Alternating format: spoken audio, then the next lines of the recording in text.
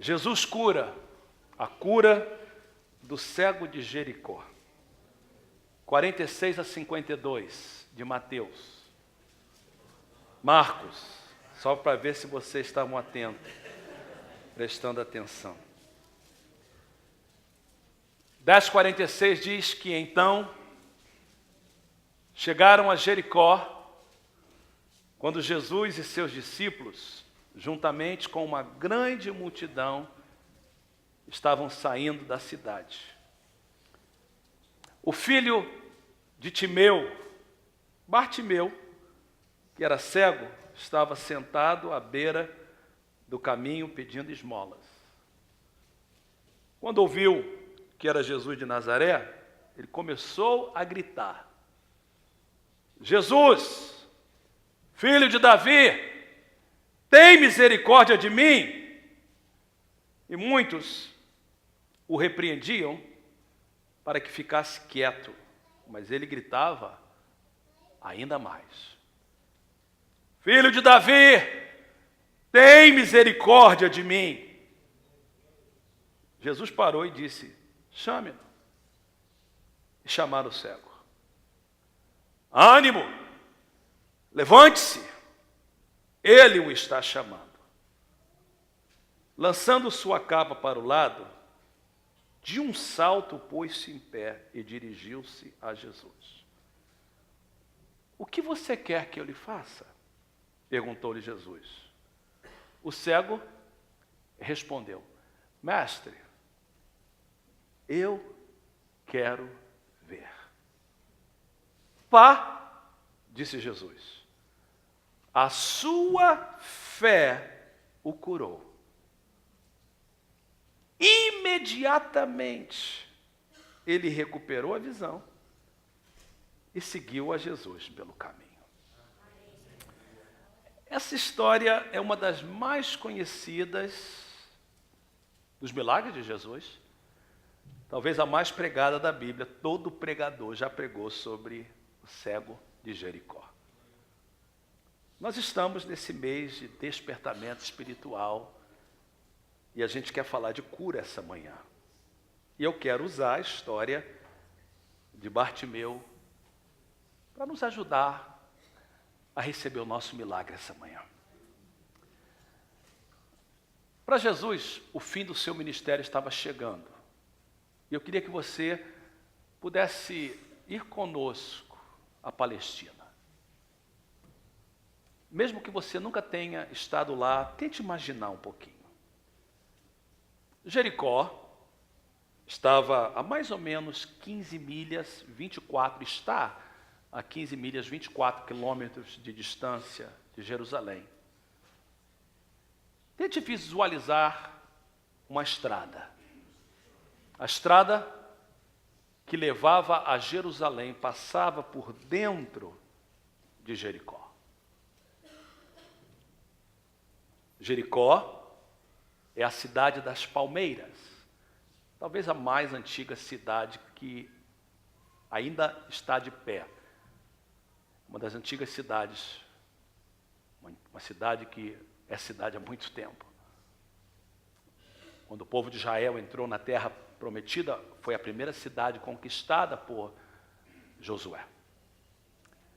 E naquela época, todo judeu macho, todo homem, tinha que ir a Jerusalém pelo menos 3 vezes por ano.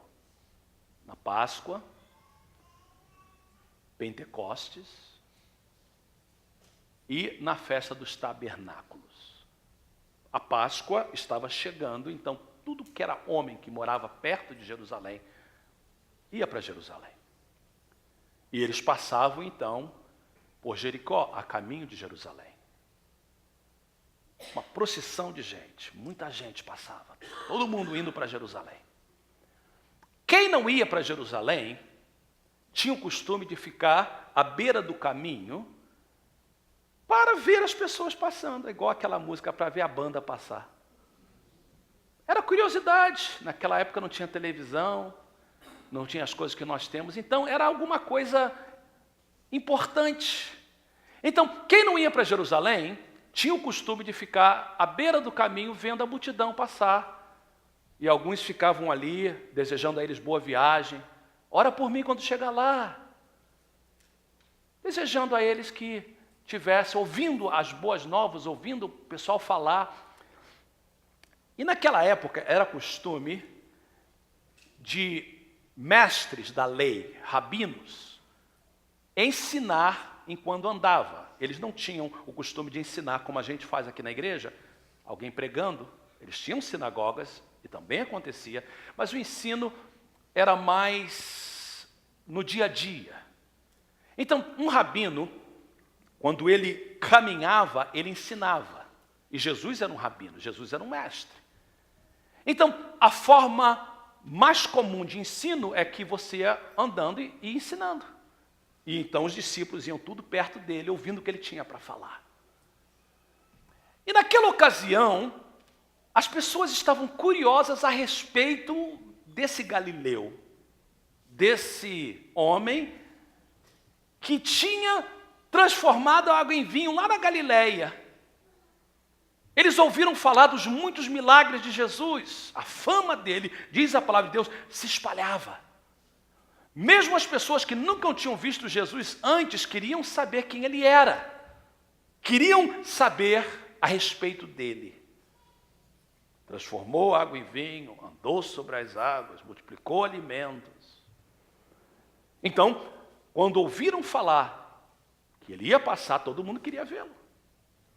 Todo mundo sabia que ele vinha da Galiléia, só tinha um caminho, era aquele, ele ia passar por ali. Então, a expectativa era grande. Cadê ele? Ele está vindo. Naquela época, os escritores e os comentaristas dizem que no templo era necessário sacerdotes para sacrificar. E na época é estimado que havia mais ou menos 20 mil sacerdotes trabalhando no templo. É claro que nem todo mundo podia trabalhar ao mesmo tempo. Então muitos deles moravam em cidades vizinhas de Jerusalém, muitos moravam em Jericó. Mas na época da Páscoa todo mundo ia, todos os sacerdotes iam. Então, irmãos, pensa nisso, aquela multidão, pessoas no caminho, a multidão passando, os sacerdotes indo. E a Bíblia diz que Jesus e os seus discípulos também vão passando. Jesus ia passando. E Jesus entra na cidade, diz o texto, ele entra na cidade e na saída da cidade, perto do portão norte da cidade, o último portão, havia um cego lá, mendigo, que ouve falar, ele pergunta, o que está acontecendo? Jesus está passando. E a Bíblia diz então que ele começa a gritar. A condição desse cego é muito interessante, porque ele é mendigo, ele é cego, mas se você prestar atenção, nós não sabemos nem o nome dele. Pastor, mas o nome dele não é Bartimeu? Não, Bartimeu é descrição. Bar é a palavra aramaica para filho. Timeu é o nome dele, do pai dele, desculpe. Então, o que Marcos está fazendo, ele está dando a tradução de Bartimeu. Ele diz assim, havia um cego, Bartimeu, filho de Timeu. É como se falasse assim, quem é ele? É o filho do Adalberto. É o filho do José. Nem nome nós sabemos dele. Ele ficou conhecido como Bartimeu. Mas, novamente, Bar é filho de Timeu. Como diz no inglês, aos olhos do mundo ele era um ninguém, um nobody. Ninguém dava atenção para ele. Agora, ele entrou nas páginas das Escrituras e ele ficou conhecido. Hoje, músicas são cantadas. Nós cantamos uma essa manhã a respeito dele. Por quê? Porque esse homem, que tinha uma grande necessidade, ele fez alguma coisa para conquistar o seu milagre. O texto claramente diz, nós já lemos, que ele clamou, Jesus ouviu, e Jesus o curou. Por que ele é tão famoso?